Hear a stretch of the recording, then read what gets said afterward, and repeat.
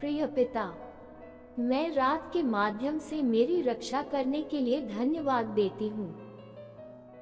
मैं आपकी प्रशंसा करती हूँ और आपको उन सभी आशीषों के लिए धन्यवाद देती हूँ जो आपने मुझे दिए हैं। हे प्रभु, मैं आपको अपने सारे शब्द, विचार और कार्य प्रदान करती हूँ और उन्हें आप तक पहुँचाती हूँ। हे प्रभु, मेरे हृदय के शब्द आपके लिए सुखदायक हो। हे स्वामी, तू मेरा बल और मेरा उद्धारक तू है। यीशु के नाम में, आमीन। Praise the Lord, brothers and sisters। तो चलिए आज के वचन हम पढ़ते हैं। मार्कस द्वारा लिखा हुआ सुसमाचार, अध्याय 1। बपतिस्मा देने वाले यूहन्ना का उपदेश। तू मसीह यीशु का बपतिस्मा। 3 प्रचार का प्रारंभ गलील प्रदेश से। 4 पहले 4 शिष्यों का बुलाया जाना। 5 मसीह यीशु की अधिकार भरी शिक्षा। 6 पेत्रोस की सास को स्वास्थ्य दान। 7 समग्र गलील प्रदेश में मसीह यीशु द्वारा प्रचार तथा स्वास्थ्य दान सेवा। 8 कोढ़ रोगी की शुद्धि। Let's go to start now. परमेश्वर पुत्र यीशु मसीह के सुसमाचार का आरंभ भविष्यवक्ता यशायाह के अभिलेख के अनुसार। तुम्हारे पूर्व मैं अपना एक दूत भेज रहा हूँ, जो तुम्हारा मार्ग तैयार करेगा। बंजर भूमि में पुकारने वाले की आवाज है, प्रभु का रास्ता सीधा करो, उनका मार्ग सरल बनाओ। बपतिस्मा देने वाले यूहन्ना बंजर भूमि में पाप क्षमा के लिए पश्चाताप के बपतिस्मा का प्रचार करते हुए आए। यहूदिया प्रदेश के क्षेत्रों से सारी भीड़ तथा यरूशलेम नगर के सभी लोग उनसे भेंट करने जाने लगे। ये सब पाप स्वीकार करते हुए यरदन नदी में यूहन्ना से बपतिस्मा ले रहे थे। यूहन्ना का परिधान ऊंट के रोम से निर्मित वस्त्र और उसके ऊपर चमड़े का कमरबंद था और उनका भोजन था टिड्डियां तथा जंगली मधु। वो प्रचार कर कहते थे, मेरे बाद एक ऐसा व्यक्ति आएगा जो मुझसे अधिक शक्तिमान है। मैं तो इस योग्य भी नहीं हूँ कि उनके सामने झुककर उनकी जूतियों के बंध खोलने वाला एक गुलाम बन सकूं। मैं बपतिस्मा जल में देता हूँ, वो तुम्हें पवित्र आत्मा में बपतिस्मा देंगे। मसीह यीशु का बपतिस्मा। उसी समय मसीह यीशु गलील प्रदेश के नाज़रेत नगर से आए और उन्हें यूहन्ना द्वारा यरदन नदी में बपतिस्मा दिया गया। जब मसीह यीशु जल से बाहर आ रहे थे, उसी क्षण उन्होंने आकाश को खुलते तथा आत्मा को, जो कबूतर के समान था, अपने ऊपर उतरते हुए देखा। और स्वर्ग से निकला एक शब्द भी सुनाई दिया, तुम मेरे पुत्र हो, मेरे प्रिय, तुमसे मैं अति प्रसन्न हूँ। उसी समय पवित्र आत्मा ने उन्हें बंजर भूमि में भेज दिया। बंजर भूमि में वह 40 दिन शैतान के द्वारा परखे जाते रहे। वह वहां जंगली पशुओं के साथ रहे और स्वर्गदूतों ने उनकी सेवा की। प्रचार का प्रारंभ गलील प्रदेश से।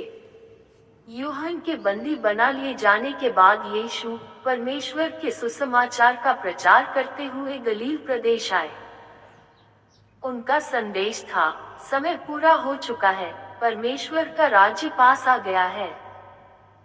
मन फिराओ तथा सुसमाचार में विश्वास करो। पहले 4 शिष्यों का बुलाया जाना।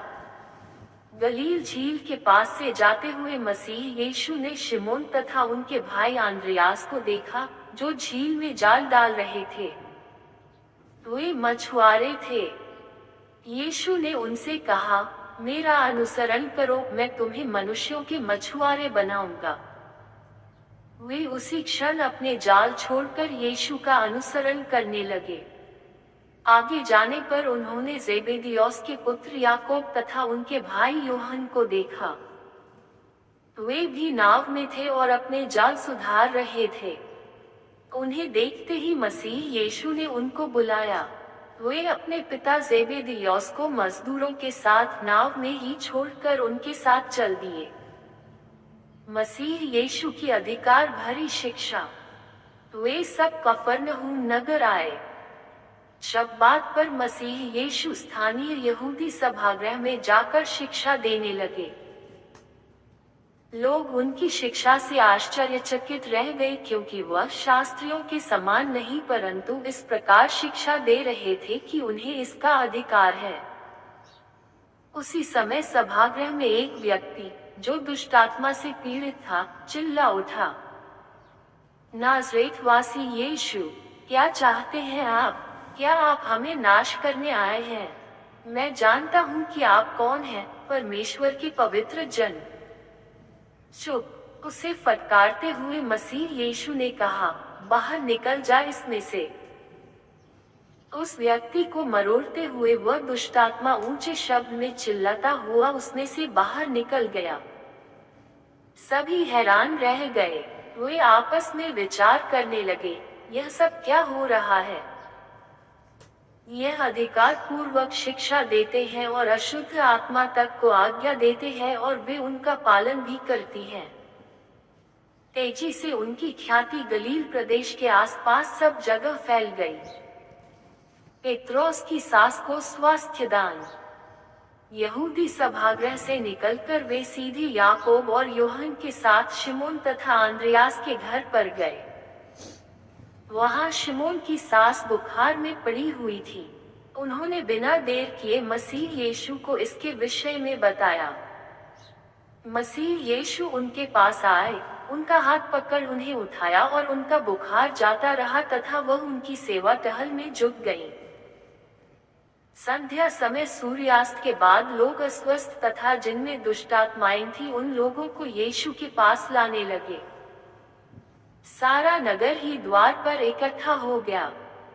मसीह यीशु ने विभिन्न रोगों से पीड़ित अनेकों को स्वस्थ किया और अनेक दुष्टात्माओं को भी निकाला। वह दुष्टात्माओं को बोलने नहीं देते थे, क्योंकि वे उन्हें पहचानती थी।